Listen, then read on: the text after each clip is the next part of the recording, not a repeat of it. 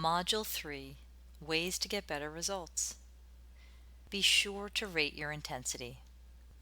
Part of the tapping process is to rate your issue on a scale from 0 to 10. The whole point of this is to give you a baseline so that you can retake the measurement afterward. Now, a lot of people just skip this step. I'm going to tell you right now, do not skip this step. Even when I do work on myself, I've forgotten to do this step. So don't make that mistake because you'll regret it. How else are you going to know if you're getting results unless you take that baseline rating? There are a few challenges that tend to happen with respect to rating. One is that it's very common for people to forget to rate themselves, just like I mentioned I do sometimes. They just start tapping on something, and there's nothing wrong with just tapping because sometimes you do need to just tap in the moment. But it's really best if you can rate it before and after.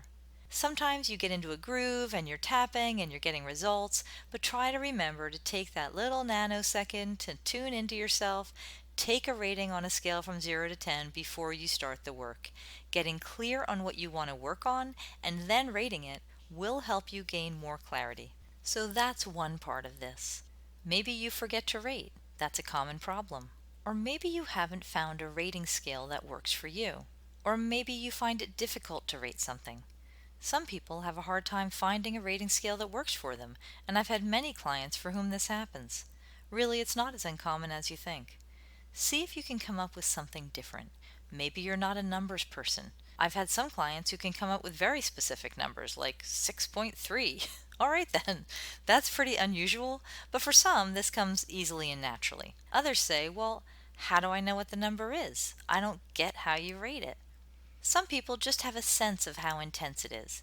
You can guess. Guessing is fine. And then sometimes it's good to ask yourself, how do I know it's a 6 or a 7 or an 8? Well, maybe your heart is racing, or maybe you feel the throbbing in your knee, or maybe you just have a sense that it's a 6 or 7.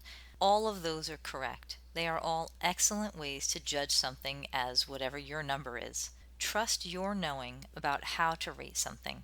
If the scale doesn't work for you, try a different way. You may have a sense that it's small, medium, or large.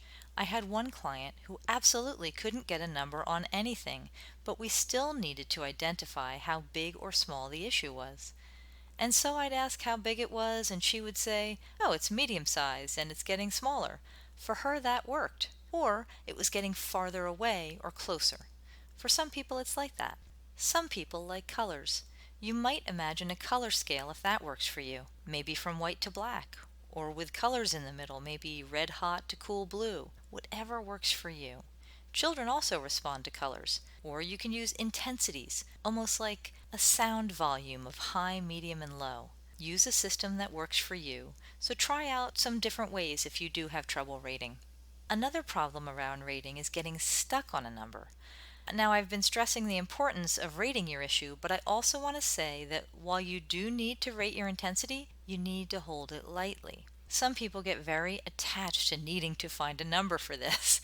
If that's the case, if you're the kind of person who gets really stressed out about finding the right number, needing to do it right or perfectly, then it's also important to not be too attached to it. Let's say, for example, that you're working on something and you've got it down to a 3, and you can't seem to budge it down to a 0. And depending on the background that you have with tapping, you may have learned that everything needs to get to a 0, or you heard that it must get to a 0 or else it didn't work.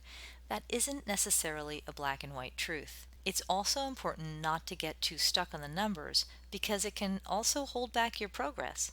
If you're really stuck on it, you can go back to it. You may be able to get at it from a different angle, and that's okay. Sometimes an issue might be quite complex with many parts to it, so it's okay if you only get down to a stubborn 3 or 4 on some big limiting core belief. Underneath that limiting core belief, there might be 10 different parts that are keeping it stuck in place. It's probably not going to budge below a 4 until you clear more of the pieces. After a while, it will start to budge, and that's okay too. Because of that, try not to get too stuck on your numbers. Just notice and try to hold it lightly. If you're really stuck, just take a guess and let it go. And then notice at the end. It's more for self-assessment and to see if you've made progress, and it gives you information. So that's another piece of this. Sometimes, depending on the issue, I've even had a hard time giving something a number. Sometimes you just know something's in there, but you can't seem to fully access it, but you still know it's there. So it's a little hard to give it a number. In this case, sometimes as you tap a little more, the emotion or feeling will start to rise to the surface so that you can then access it. So in that case, just notice the feeling and intensity and do your best to see if it's increasing or decreasing using whatever system works best for you.